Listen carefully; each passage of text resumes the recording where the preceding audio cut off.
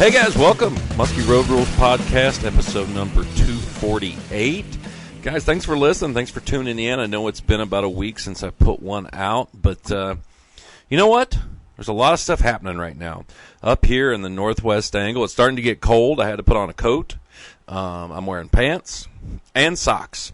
So, guys, I'm sure it's cooling down all over the country where you're at. And, yeah, we just appreciate you listening on your way out fishing. Guys, tonight's podcast is brought to you by Muskie Mayhem Tackle. It's getting that time of year. It's September. Water's cooling down. This, to me, is a great time to be throwing bucktails all across the country. The fish starting to move up shallow. You're going to that shallow water movement. And on the podcast tonight, I've got two people. I've got Lisa Marvin and Joe Cooper from up here in the northwest angles. Guys, have you ever used a Muskie Mayhem bait? Oh, yeah. Yeah? What about you, Lisa? Do you throw them at all? Yep. Say yes. Please say yes. Yeah. I've used what Joe's taught me to use mainly, so. Nice. Yeah. Yeah, don't use what I tell you to use, because it's most of the time it's a really bad idea. What is your favorite, junior Joe? Cowgirl bluegill pattern. What now? Probably the junior cowgirl bluegill pattern. Yeah, no, that's one that has the reflective tape on the blades, right? Yeah, a little orange tape on the one blade. Yeah, those you don't hear guys talk about those very much. The ones with the reflective tape on there, but it's something that was kind of different that they came out with a number of years ago. And yeah, I know you said earlier in the year I was talking to you at the dock that was a good one for you up here, and it's pretty amazing. And like guys, if you're going after Muskie Mayhem products, you can't forget. The original Cowgirl, the Supermodel, the Detonator, the spinnerbaits they got, the Trigger, way too many to list. All right, so I want you to go to MuskieMayhemTackle.com, and when you go there, I want you to click buy, get the Noah's Ark deal, get two of everything they make. To me, that's a great way to start out muskie fishing, and Carrie will probably blow you a kiss. If you spend that much money with her because you've just bought her a new car. So go to MuskieMayhemTackle.com and, find some stuff there. Also, guys, text us. Please send us some text. Tony is sitting at home, literally just watching the phone, waiting for it to buzz. I haven't had time to sign him up on any kind of new online scams. It's something that I do enjoy doing. The last one that I signed him up for was the OGRA, the Oklahoma Gay Rodeo Association. He now gets the newsletter. So he would love to get some text from you. 606-776-6570. Again, 606-776-6570. Shoot him a text. Let him know how fishing is. Shoot us some pictures, too. Tony loves pictures. The less words, more pictures, the better for that man. So shoot us some stuff. It'd be great to see it. And it's the Lungin Lures text line. As always, sponsored by Lungin Lures, makers of the 22 short, 22 long, all the Lungin Lures crankbaits, as well as they've got, guys, write this down. If anybody's out there, write this down. They've got the Alley Cat series of lures. I think you're going to like it. They got the little LP, and they have the Stray Cat. They got a lot of cool stuff. See, I started talking about cats, and now the bulldogs are barking because they don't like cats, and they're very, very grumpy animal. River, shut up. Do you guys have dogs? Nope. You do? Nope, got a cat. You got a cat. See? They wouldn't mind. My dogs are the epitome of asshole. Brody and River here. So, but guys, check out Lungin Lures, LunginLures.com, and you're going to find some pretty cool stuff. Before we get into talking to Joe and Lisa here, I do have to say something. A couple weeks ago, I'd be remiss not mentioning this on the podcast. A few weeks ago, the Ohio Muskie world lost a really, really good dude, and he was actually a good dude throughout muskie fishing. Guy's name was Elmer Hyab. If you're not familiar with Elmer, especially if you live in Ohio. You should be ashamed of yourself, because Elmer was a great guy. He was a fisheries biologist. He worked for the state, and I'm here to tell you, the state of Ohio would not have the muskie fishery that it does right now if it wasn't for Elmer. Elmer was a huge proponent in stocking the lakes, getting fish in there, and just an all-around good guy. We lost him in early August there to cancer, and I just had to say that, and give a shout-out here, because Elmer he would always be at the Columbus Muskie Show. You'd see him with his camera, taking pictures of different booths and some of the different stuff that he liked. And not only was Elmer a biologist, Elmer was an avid muskie fisherman. I mean, this guy loved muskie fishing. He fished them from, a lot in the east. I'm not for sure how far west he made it.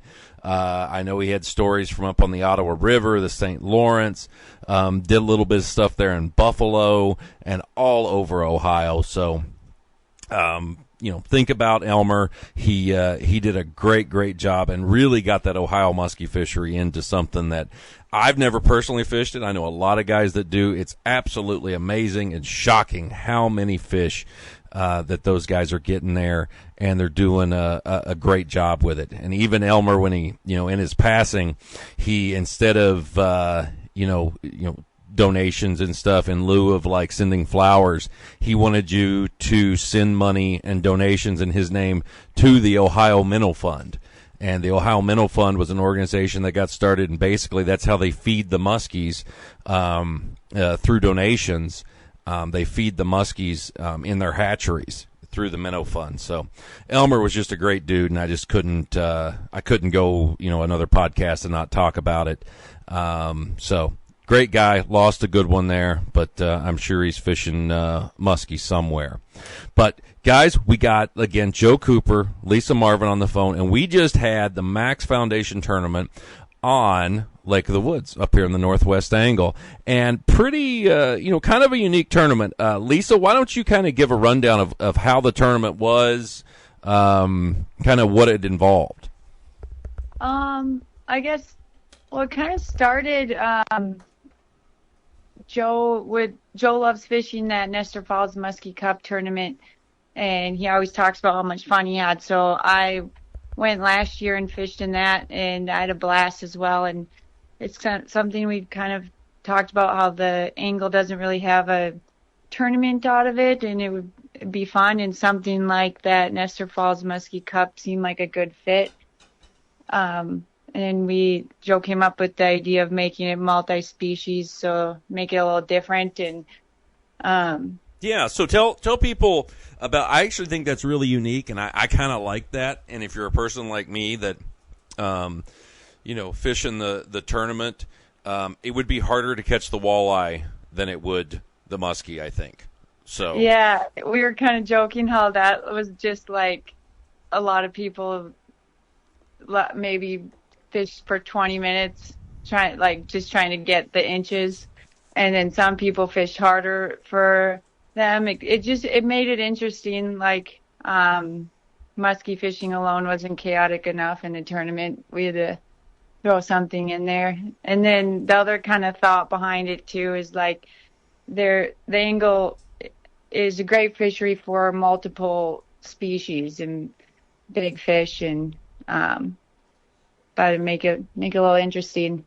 Cool. No, I think it's a cool deal, and it was a great cause. Can you talk a little bit about the foundation?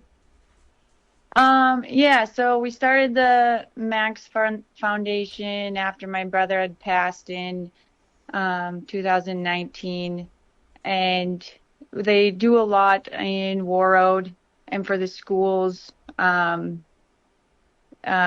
The mission is just to raise funds with the intent to support charitable programs, projects, activities that facilitate mental wellness among our youth. And the foundation grew pretty quick as there was the need for some of that in the area.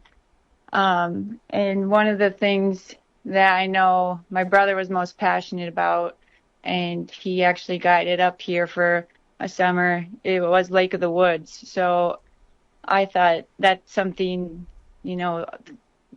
do something to get excited about for the people up here. And No better way to honor him than to have a fishing competition at the Northwest Angle. Sure. No, I think it's a great idea. I loved the the idea of it and kind of how it how you guys did it. You guys did it out of Angle Outpost, is where you guys based the takeoff from. And, if you guys haven't been up to the Northwest Angle or you're thinking about coming up here, you got to check out Angle Outpost. Jason and Lisa have a great place there. Plenty of cabins. They got a dock. They got gas. They got water. They got everything. It's a really cool place, and you can always check that out, their Angle Outpost, if you are looking for lodging or for a future trip. Just great people as well. I've been working with Jason since I moved to the Angle in 2009, and there's nobody better to come spend your vacation with than his family is. He runs a great place there, and his family is all helping out big time. Yes, I've only heard him call someone the F word no less than 36 times. So that's a good person. I mean, he's the cream of the crop. Exactly. No, they're great people. They've welcomed me up here, which I've never been welcomed really anywhere. So I do think they are really, really good people. But let's get to the tournament. It's the first one that's been up here on the Angle. You guys, how many boats did you have in it? I know you were capping it at a certain amount. Yeah, I guess we didn't really know what to expect for the turnout. It's always kind of not sure. But we ended up with 26 boats that paid. I know there's some people, like a lot of the guides up here, it was a little too late. They're booked out a year in advance and stuff like that. But great feedback from the people that did it. It seemed like everyone had fun, and there's people that want to fish it next year. So I think we'll probably still cap it at 30. We're just kind of shooting off the hip as we go, see what'll. More than 30 teams, and you have to register the tournament with the DNR, and which isn't that big of a deal. Just we figured, starting out here, just kind of figure out how to do the whole thing, and it'd be good just to cap it at 30 teams, and had 26 sign up on the first year, so that was I thought really awesome. No, I think it's great, and like my clients I had this weekend, they were like, well, maybe we can fish it next year when they come up and do their trip, and I'm like, well, maybe. You need to get Lulu. I had Mike and Lulu in the boat. You need to get Lulu in a tournament. There's an angler. She's ready for a tournament. She's ready to turn pro, is what I told her. It would be a cool deal. But let's talk about it. It was so the first morning of the tournament. How did you guys do the takeoff? Was it a number thing? Was somebody out there with a shotgun, or how did that work? Yeah, so we just left in the order of whoever paid was your takeoff number. There you go, you deadbeats. Get your money in now, you stupid bastards. Yeah, we did the American and the Canadian anthem right there and on the border of the inlet. Right outside. Please tell me Joe sang it. Please tell me. No. Yep, I did actually. Yes, I. Just the Canadian one. I sang the Canadian anthem in French, naturally, and as it should be. Yes, and it was. I even heard some clapping from over on the other side of the inlet there, so everybody was really happy with it. When you were done, there was some clapping and a lot of confusion. Amazing the eagles that flew over during the American national anthem. There was at least, I don't know, there was a whole flock, a dozen, maybe 15, came in, nice little flyby. And then during the Canadian one, it was just like three loons. Just kind of a beaver. There was a beaver. There was a beaver flapped its tail for the drum roll. Glorious, absolutely just magnificent. I think that's the way it should be. So anyway, never mind. I got off there. Back to the tournament. Everybody took off just in the order in which their payment was received and headed out. They were fishing from 7:30 until 5, and the tournament is determined by the total number of inches between your biggest muskie and biggest walleye each day for 2 days. So, it was important to get a muskie, although it was equally important to get any walleye at all. And it was pretty tough fishing during the tournament. We had, a couple real warm days after what the water had already been in a bit of a cooling trend. And sometimes when you get real, a warm up this time of year, it can make for some tough fishing across the board. And the first day there were 8 muskies registered in the tournament and twice as many walleyes. The biggest muskie from the first day was a 48.5 incher, and also the biggest walleye was a 23 incher, and the same team caught both those fish. So quite the anglers. Yes. Some guys, they've spent quite a bit of time up here. Jeff Anderson and his son Gavin. And I gotta ask here. Child. Why do they call him Jiggy? Because I am not calling a 40-year-old man Jiggy.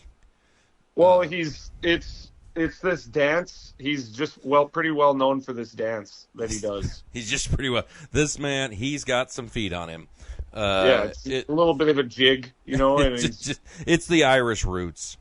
Yeah. It's the Irish roots. No, I seen on the board there Jiggy, and I knew it was Jeff, but I have no idea where he got that name from. And like I said, I refuse to call a 40-year-old man Jiggy. Yeah, it's his real name is actually Jiggery. And it's like Gregory, but it's like Jiggery. Jiggery. Yeah, well, and everybody knows that Jiggery. It's kind of like Richard. Everybody calls him Dick. Jiggery, they call him Jeff. Yep. Right. Same thing. Oh God! Now I figured it out. All right. It's a thing. I'm still not calling him Jiggy. All right. So next. So the first day, a third of the teams caught fish. Right. Maybe a little less than a third of the teams caught fish, which is pretty good. Trust me. I fished tournaments. Especially for the conditions. It was, that day it was like flat, calm, and hot. I knew it was going to be a tough day to stick a fish. So let me ask you this. Did any of the teams catch multiple fish and they have to cull? Ooh, I don't know. On the second day, I know they did. It sounded like everyone kind of was just happy to catch one? Yeah, the people who did just squeaked one out. I know that Tom and Kale, they didn't have one late in the day, and then a couple other teams were saying just in the nick of time. So yeah. I think, and then a couple teams did right away in the morning, so they're relaxed fishing all day and not stressed out like the rest of us. Mm-hmm. Well, what was the strategy for most people? Lisa, you fished it. What was your all strategy going into this? I guess my strategy was just to enter 2 decent fish. I know in that Muskie Cup tournament, I kind of learned when I fished it last year is you need 2 fish per day, but they don't have to be giants, or you can get, if you get a 48 or something, like a 34 will keep you in it. So I was just kind of my strategy was to get a muskie, which it never happened. But then to just get even if it was 40, 42, and then a 20, 17, 20 walleye, then you're still in it day 1. Sure. Or day 2, if you just fill those categories. So most guys, did you think were kind of all right, we're going to musky fish all day, and then the last hour or 30 minutes, if nothing happens, we're just going to catch a walleye? Um, I I think that was a little different for everyone. I guess what we did is the second or third spot, if we saw any bait on the live scope or bait walleyes down underneath us, we just drop down and get one, uh, measure it, whether it was 15 or 16, and then keep musky fishing just so we have something. Mm-hmm. And we ended up getting like a 19 or so we just called her good. And then basically once it's getting towards the end, if you don't have your muskie, you kind of you're going to need that to win. You so need might as the well kicker. go for it. Yeah. Yeah. You need the kicker. I think what happened is there's some people that didn't walleye fish and just musky fish, didn't get their muskie, so they didn't bother with their walleye. Mm-hmm. Which then in the total, they got a muskie the next day and their walleye. So with the kind of with 16 more inches or so, they might have bumped into the top 10. Sure. So yeah, so I was excited to see what the leaderboard would look like in something like this, what people, and people's strategies going into it. Yeah, no, I mean, I think it's pretty cool. So the first day it was a 23-inch walleye and a 48.5-inch muskie, and that was in the lead. 8 guys caught muskies, and how many guys got walleye? It was about, I think it was most of the teams registered a walleye. Sure. Team besides 3 or 4, I think. Mm-hmm. Okay, so everybody were like, well, at least we got some inches. And so Sunday morning, second morning come around, and it was cool. The water, it actually cooled down a little bit that night. But Sunday was Africa hot. Just absolutely brutal. And how did that go for you guys? Well, it was funny for me because some people at the dock were saying they were seeing them in the weeds. And we had all our follows kind of on some rocks. So the next day, Dave and I were like, we should try more weeds. So we're back in these back pockets, just sweating, not seeing any fish. And we're like, what is going on? This sucks. I get it. How did the second day shape up for the other guys in the tournament? Overall, there were more muskies. I think everybody said that fishing was better on the second day.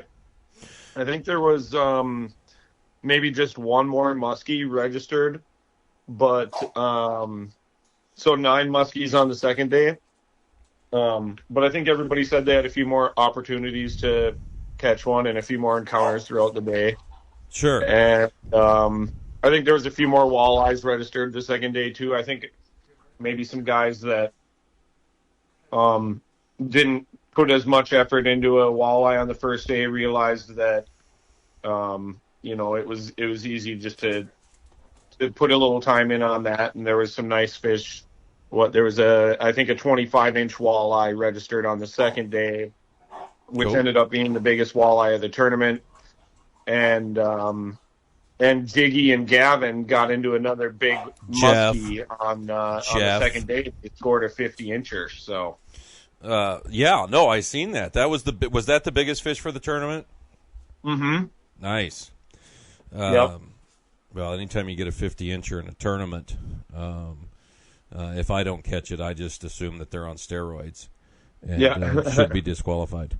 But no, that's great. That's a huge fish. How did you register the fish?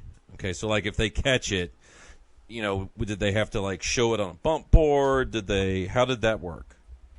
So the tournament handed out the tournament directors handed out bump boards each morning. And got them from, I think you've had the actual muskie bumps from Chase Gibbons there. I was emailing with him, and we got actual muskie bumper brand bump boards with Oh my the Max God. Foundation Tournament. You got those from Chase? Yeah. And they held together? Yeah. Oh my God. I didn't think they were going to make it because he said his printer broke or something, and I was He's from West Virginia. He don't know how to work a damn printer. Jesus, it's him there with a crayon. He's coloring. His tongue's out the side of his mouth. It's a whole thing. Yeah, no, he got him to me in time, and I didn't have to sweat too much about what I was going to do. So the measurement had to be done on the muskie bumper that was handed out in the morning, and it was a video of the measurement and the release of the fish, all one continuous video. And at the end of the day, whether your video was on a camera with an SD card or your phone, you turned your videos into the volunteers there at Angle Outpost, and then they judged the videos. Make sure it wasn't doctored footage. There wasn't skips in it or something. We just did the doctoring afterwards. Okay, good. Yeah, that's the way I do it. We had Chase customized and put a number on each bump board, so you could see like they had their fish on the bump board, and then you had to make sure the fish swam off, went under the water. And then the second day they had we swapped out bump boards, so then they'd have a different number. So we're for anyone trying to bend the rules. Anybody doing some tomfoolery, that's exactly right. Well, Chase, I gotta, if anybody knows me, Chase is a great kid, and he did buy Muskie Bumper this year, and you should check him out. You could get go to muskiebumper.com, Muskie with an IE, because he's from West Virginia and doesn't know how to spell. Check that out, muskiebumper.com, and you can get a custom one. You could even get one with your face on it. That would be awesome. I would love to have a bump board with my face on it. It would be very disturbing for people. But you can get anything you want on there, so check it out, muskiebumper.com. Well, that's a cool way to measure them. You guys doing that. I had not heard that way before. I've heard the codes and the stickers and all that stuff. That's a great way to do it. So at the end of the day, who won the tournament? Jeff and Gavin did. They threw up a 48.5 the first day and a 50 the second day, and that was hard to compete with. That's what you call killing it. Yeah. They also had a 23-inch walleye the first day and a 21-inch walleye the second day. Steroids. So their total inches were 142.5 inches for 2 muskies and 2 walleyes. So very respectable score. That's pretty good. And how? So how did you do? Did you do like top 10? How many places? Yeah, top 10. We did a 100% payback with the entry fees, and then top 10 places all received a check. First place it ended up being like 3,500 or something, right? Yeah, I think so. So, and then 10th place was 200. So, and it kind of staggered down from there. So, one thing that was almost just as cooler is we had some awesome gear and prizes donated, and the top 10 went home with something cool. Yeah, no, I seen that. Now you guys did the awards at Jerry's up in the Northwest Angle. Jerry's not a person. It's not some guy named Jerry that you went to his house and said, "Hello, we're doing this here." Used to be. That's what it used to be. But yeah. now times have changed, and he lives across the road. You didn't go to Jerry's house and just say, "Hello, Jerry. We're going to eat here now." It's Jerry's Bar and Grill up in the Northwest Angle. For anybody that's ever been up here, It's the only place to eat on the mainland, and they got a cool little bar restaurant there. And so you guys had it there, and you also had a silent auction. Yeah, so I guess with this idea for the tournament kind of started on a piece of paper, and Joe and I brainstorming what would be cool for a year, and I wrote it down and showed a few people on the Max Foundation board, and they thought that it was awesome and they liked it. But one of the things was, what if is this do we raise money for this event, or what's the angle, of the angle of that? and the angle? Yeah, but for this tournament, and we thought we would need some like startup money, if we wanted to do it cool. So we thought we would do a few silent auction things, and we ended up getting a few sponsors, and then all of a sudden we were able to raise some money for the Max Foundation as well. So that was cool. I looked over the stuff at the silent auction. Looked like you guys did pretty good. Yeah. I had to that was more than just finger and toe math.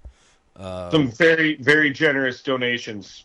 Yeah, no, it was great. It looked like you guys were doing really really well, and I did see where you guys were doing everybody in the top 10 got some other prize as well, and I liked that, and it was pretty cool. So in the top 10, did everybody have a muskie and a walleye? I think there was.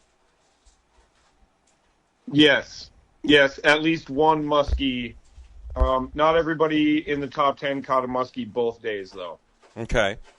Yeah, that's that's pretty cool. I know Vern got 10th, and that he had a total of 75.5 inches. Yep, they got a 40.5-inch muskie the first day, paired up with an 18-inch walleye, and then they struck out on the muskie day 2, but they did find a very nice 17-inch walleye. Nice. Well, see, when I think 17-inch walleyes, I think of Vern.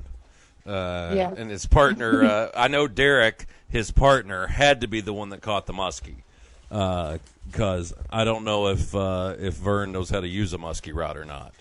So I think Vern actually caught it. I remember he was holding it in the video he submitted, because he actually won best dressed too. He had a very classy, nice Hawaiian shirt on. That does not surprise me. Days.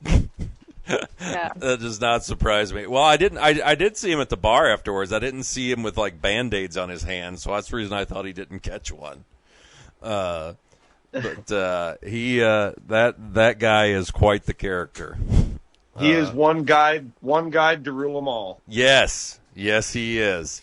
He's pretty awesome. Well, that's great. I'm glad you guys had a great tournament. Hopefully next year. Now, is there a way, if somebody listening to this wants to donate money to the Max Foundation, a way to do that, or?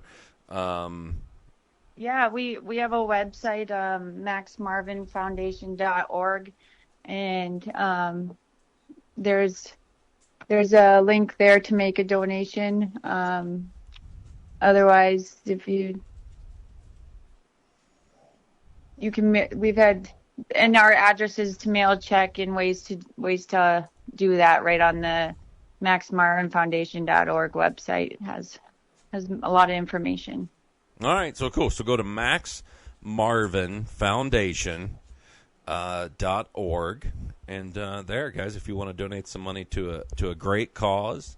I think it'd be something really cool to do. But let's talk now a little bit about this fall and fishing, how it's been. It's really, everybody was bitching about how hot it was on Sunday, and then yesterday it never got above 60 degrees. Yeah. It really took a dive here the last few days. Today was really nice. It was a beautiful day out there today. How do you see the fall coming here, Joe? Do you see the fishing picking up? I always love September and October, especially this first part of September has always been a great time for big fish, and it's been great here this last week. Actually, which day was, I'm trying to think here. Monday was Monday the cool off. Monday was still kind of warm. Tuesday was the cool off. Tuesday was the cool off. Yeah.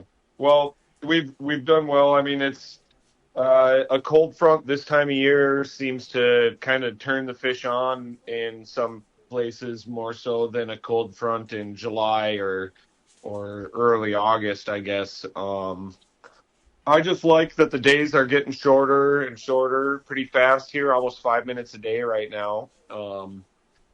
And the water levels are dropping. I think that muskie fishing is always better when you have lower water levels, and it's shaping up to be pretty deadly fall. I think the algae has really been a pain in the butt, more so than in past years. It seems to be really widespread and hard to get away from it, even on the leeward side of the islands. It smells really good too.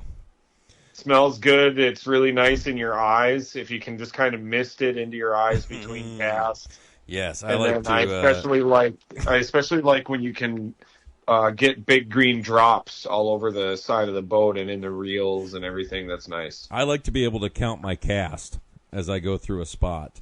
I can count the how many times I jerk the jerk bait in the water. That to me is. Have you ever hit double digits on a spot? Or? Oh, I can do that. Yes. Every once in a while. Oh, really? And sometimes I just quit figure eighting and I just try to write words beside the boat because it's so disgusting. So you know cursive then, or you pick it up and put it back down? Yeah, it's more calligraphy. Okay, I get that. Yep. I can really do some swashbuckling there by the boat. No, I agree. It's been kind of nasty out there. You really got to watch the wind and the current to try to figure out where a spot's going to be halfway clear. Yeah, and kind of got to be willing to burn some gas, which is my least favorite thing. Yes.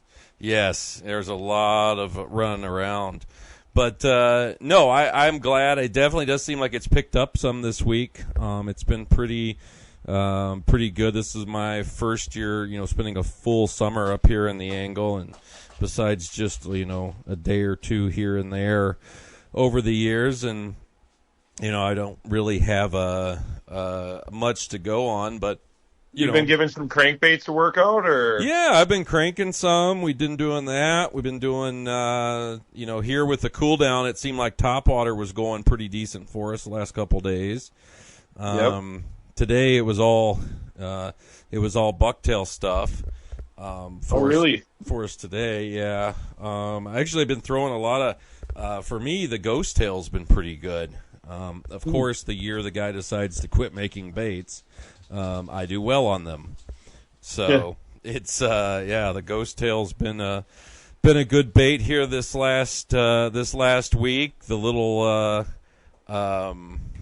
my little, I don't even know what to call it. The thing I gave to you. The double single. The double single bladed bucktail. That or the bottle cap is another name I've thought for it. But that we've caught fish on that this week.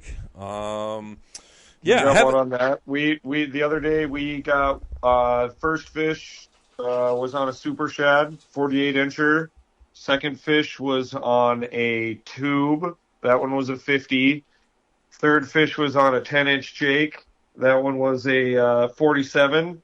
And then the last fish that day was on a fat bastard. That one was a 45. We decided that was good enough. We were going to head in. Yeah, that sounds like a pretty shitty day. The 50 had a 23-inch girth. It was built from fin to tail. I mean, the thing was... I usually think they've got to be like 52-ish to get up around 40 pounds, but if there was a 40-pound 50-incher out there, I think that one was it. The thing was a beast. Wow, that's a hell of a fish. And what did that one come on? That one ate a tube. That one ate a 10-inch tube off of it was kind of a rock extension coming offshore, and she came right off the G spot on the tip, and came up on the Jake first, actually. Came up on the 10-inch Jake, yawning at it on the dead rise, and then came back around with a tube, and she crushed it. Doubled the rod over, and it was sick. It was a huge fight, and in the net, my buddy was pumped up. Oh, they I'm had sure. fished the tournament, so nice. I'm sure. I mean, heck, you know, it's funny because guys with tube fishing, and I'm not sure if this is something that you do or not, but you know, I always heard, and when tubes first came out, you know, back when I started fishing the Red October stuff, Jesus, back in probably 05 or something. When they came out, everybody was like, "Oh, it's a nice bait, but it's a good throwback bait." And you know, I was catching a ton of fish on them.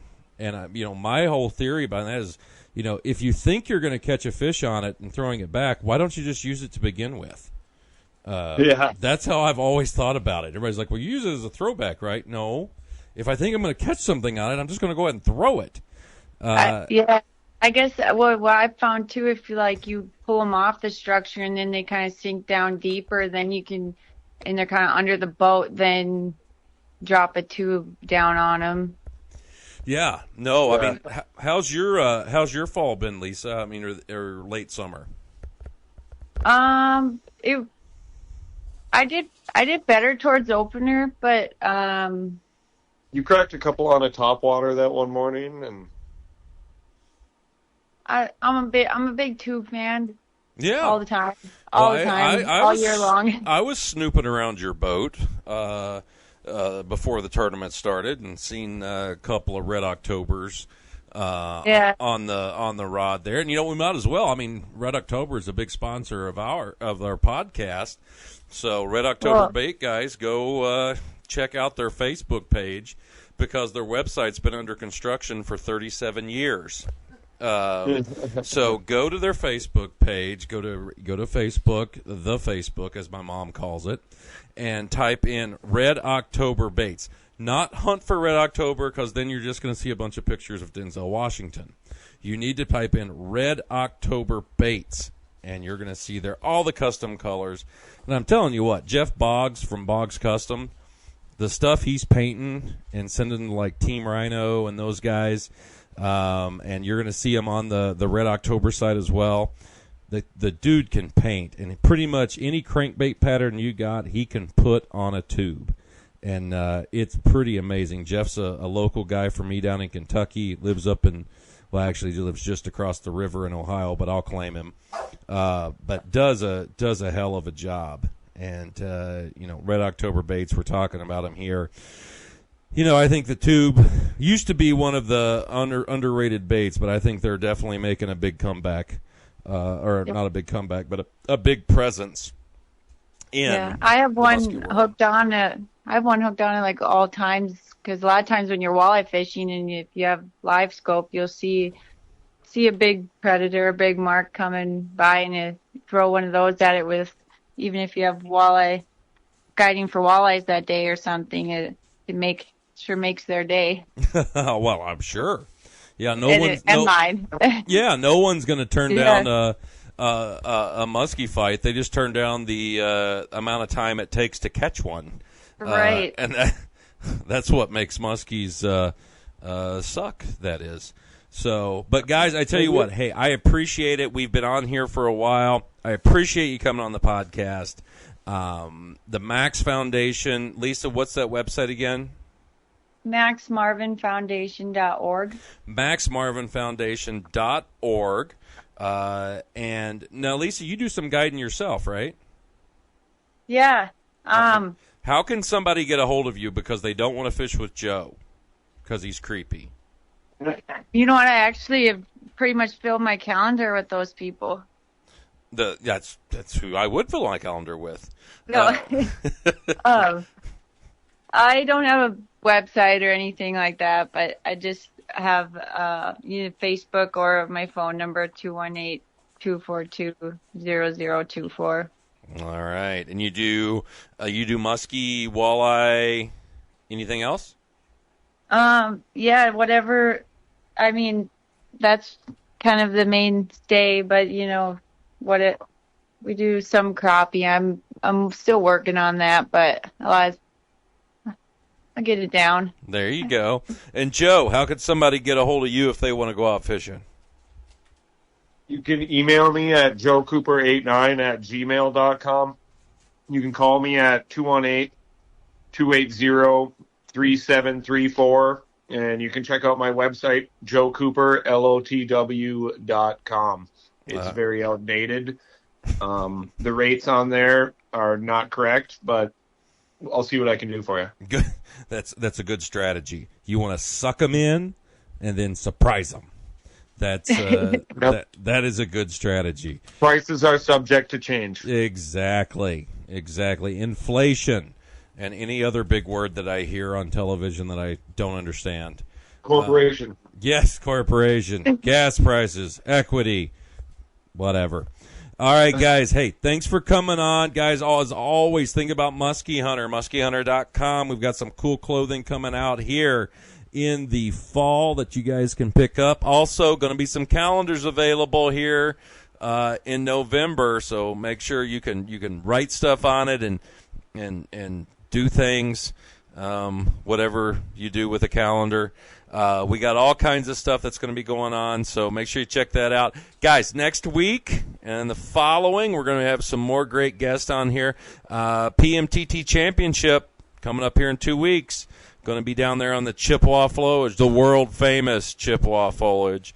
And, so we got a lot of cool stuff going on.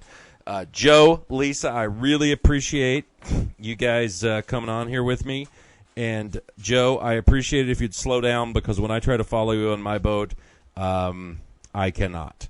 So. Copy that.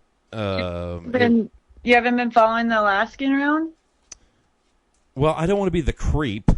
I don't want to be the weirdo out here. That's Vern's I've got job. that covered.